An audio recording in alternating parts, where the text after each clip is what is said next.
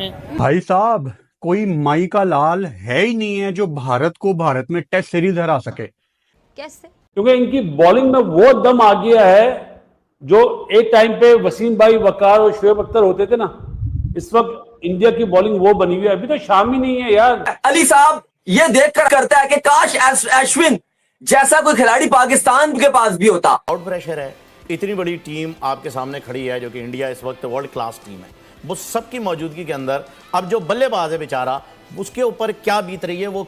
Pakistan cricket team के साबिक कप्तान वसीम अकरम ने यूज़ किए, वो अपने आप में एक मिसाल हैं। उन्होंने बेहद तारीफ़ की ऋषभ पंत की और उन्होंने एक ख़ास बात की, हमारा कोई भी क्रिकेटर इस तरह दलेराना इनिंग्स नहीं खेलेगा। उन्होंने कहा कि जिमी एंडरसन को जो बल्लेबाज सामने खड़े होकर नहीं सही तरह से खेल पाते। अभी आप ही ने बोला ना कि 10 साल से ऑस्ट्रेलिया को जीतने नहीं दिया, किसने? इंडिया ने। अब मेरी ख्वाहिश है कि इंडिया इंग्लैंड को भी जाके मारे, न्यूजीलैंड को भी मारे और साउथ अफ्रीका से भी बराबर खेल कर आता है, इन्हें भी मारे। कि इंडिया इंग्लैंड को भी जाके मारे, न्यूजीलैंड को भी मारे और साउथ अफ्रीका से भी बराबर खेल कर आता है, इन्हें भी मारे। क्योंकि इनकी बॉलिंग में वो दम आ गया है जो एक टाइम पे वसीम भाई, वकार और शोएब अख्तर होते थे ना, इस वक्त इंडिया की बॉलिंग वो बनी हुई है। अभी तो शाम ही नहीं है यार, शाम ही फिट हो गया। वो बंदा, मैं पहले 2 बॉलर के नाम लेता था, मैं एम्ब्रोज का कभी नाम नहीं लेता था क्योंकि उसको हाइट का एडवांटेज था। 3 बॉलर में मैं नाम लेता हूं वसीम भाई। ये 3 उंगलियां है ना, ये देखो, ये बड़ी वाली है, ये वसीम भाई है। ये जो अब ये वाली उंगली है ना, इसका नाम है बूम बूम बुमराह। तो ये बहुत थोड़ी विकेटें हैं उसकी, 165 है मेरा ख्याल है। और ये तीसरा बॉलर कौन होगा पता है? मैगरा। तो ये 3 बॉलर जिन्हें मैंने देखा है, मतलब 2 के साथ खेला हूं, बूम बूम बुमराह को देखा है। बुमराह में पता है क्या क्वालिटी है? वो ओपन चेस्टेड बॉलर है, 2 दफा इंजरी के बाद आया है। वो बैट्समैन को आउट करता है, जुमला मेरा याद रखना, आउट करता है। बैट्समैन आउट नहीं होते, वो आउट करता है, प्लान करता है। जहां पे लेफ्ट हैंडर आता है, राउंड द विकेट भी आता है, ओवर द विकेट भी आता है, यॉर्कर्स भी मारता है। सब बॉलर दुनिया के जितने भी मैंने नाम लिए ना, उनके पास वो चीज नहीं थी जो बुमराह के पास है। उसका नाम है स्लोअर वन। जो स्लोअर वन है ना, वो बुमराह सबको उड़ा देता है, चाहे वो T20 हो, चाहे वनडे हो, चाहे टेस्ट मैच हो, पता ही नहीं चलता।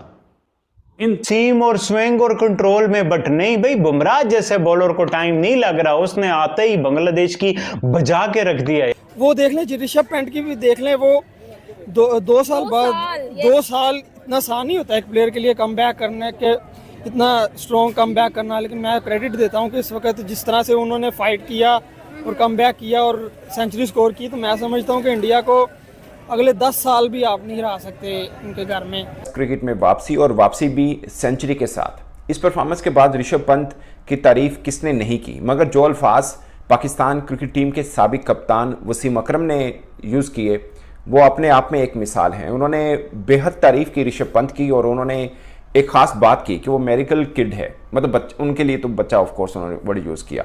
और उन्होंने बोला कि ये नौजवान नस्लों को बताना चाहिए, ये एग्जाम्पल देकर ऋषभ पंत की, कि आप पर कितना ही बुरा वक्त क्यों ना आ जाए, आप कितने ही गिर क्यों ना जाएं, आप कितने ही बुरे टाइम से क्यों ना गुजर रहे हो, आप दोबारा वापसी कर सकते हैं, जैसे ऋषभ पंत ने की। फिर वसीम अकरम ने बताया कि ऋषभ पंत का जब एक्सीडेंट हुआ तो हम पाकिस्तान में बहुत परेशान थे। मैंने उस वक्त ट्वीट भी की थी ऋषभ पंत को लेकर, और हमें वरीड था कि यार कितना अच्छा बड़ा क्रिकेटर है और एक हादसे से वो गुजर रहा है। और वसीम अकरम ने कहा कि फिर दोबारा जब ये क्रिकेट में वापसी हुई है तो कमाल हुई है। और वसीम अकरम इसलिए भी इंप्रेस हैं कि वो बहुत ब्रेव क्रिकेटर हैं।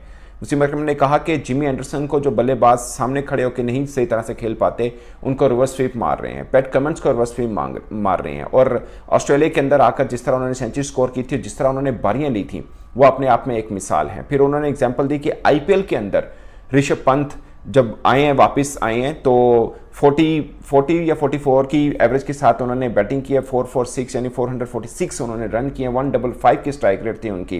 पूरा डाटा वसीम अकरम ने साथ रखा हुआ था। तो ये उन्होंने बोला कि ये उनकी परफॉर्मेंस है कि इतने लंबे क्रिकेट गैप के बाद आप आते हैं और आते ही आप फिर दोबारा से वैसे ही होते हैं जैसे आप पहले थे। तो इसका मतलब ये हुआ कि वो मेंटली बहुत स्ट्रॉन्ग है, और ब्रेव तो वो है ही, जो वसीम अकरम ने भी इस पर बात की है। और ऋषभ पंत इस बीच में बहुत चीज़ें बड़ी बड़ी मिस भी की हैं ऋषभ पंत ने, जैसे इंडिया का ऑस्ट्रेलिया 2023, 2024 इंग्लैंड वाली सीरीज, 2023 WCL फाइनल जो था, वर्ल्ड टेस्ट चैंपियनशिप का जो फाइनल था, वो उन्होंने मिस किया था।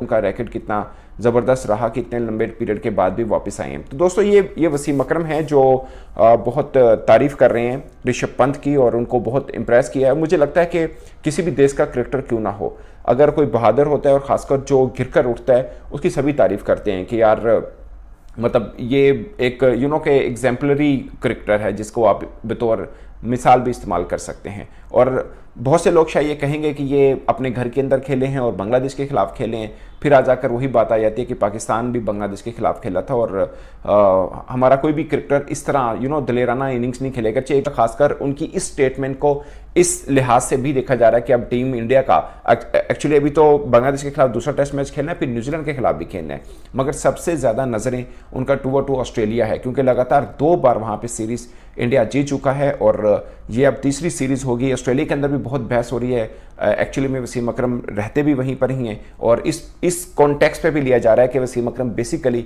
ऑस्ट्रेलिया स्क्वाड को वार्न कर रहे हैं कि फिर दोबारा से पंत आ रहे हैं, वही पंत जिन्होंने गाबा में ऑस्ट्रेलिया का गुरूर खाक में मिलाया था।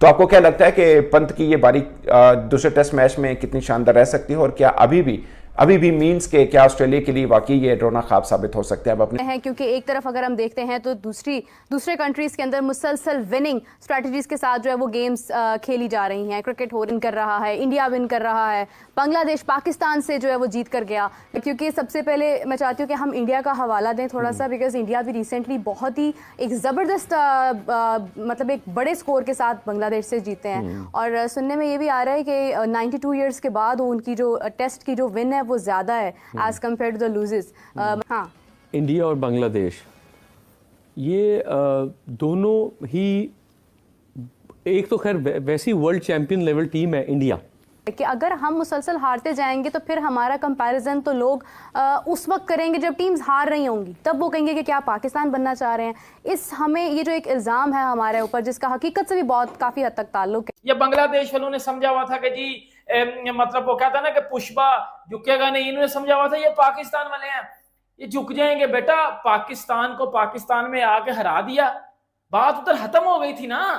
वो कॉन्फिडेंस और वो आकर इंडिया में लेके आने की क्या जरूरत थी?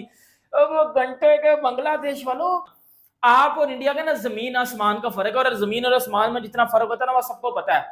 बेटा पाकिस्तान में आप जाके अच्छा नहीं थे खेले, पाकिस्तान ही इतना घटिया खेला था कि चीजें एक्सपोज हो गई थी। पहली इनिंग्स में 149, दूसरी इनिंग में 234 और आप लोगों ने पाकिस्तान के आगे 565 रन मारे थे। यही बैट्समैन थे ना आपके, मतलब ये तो आप डबल फेस।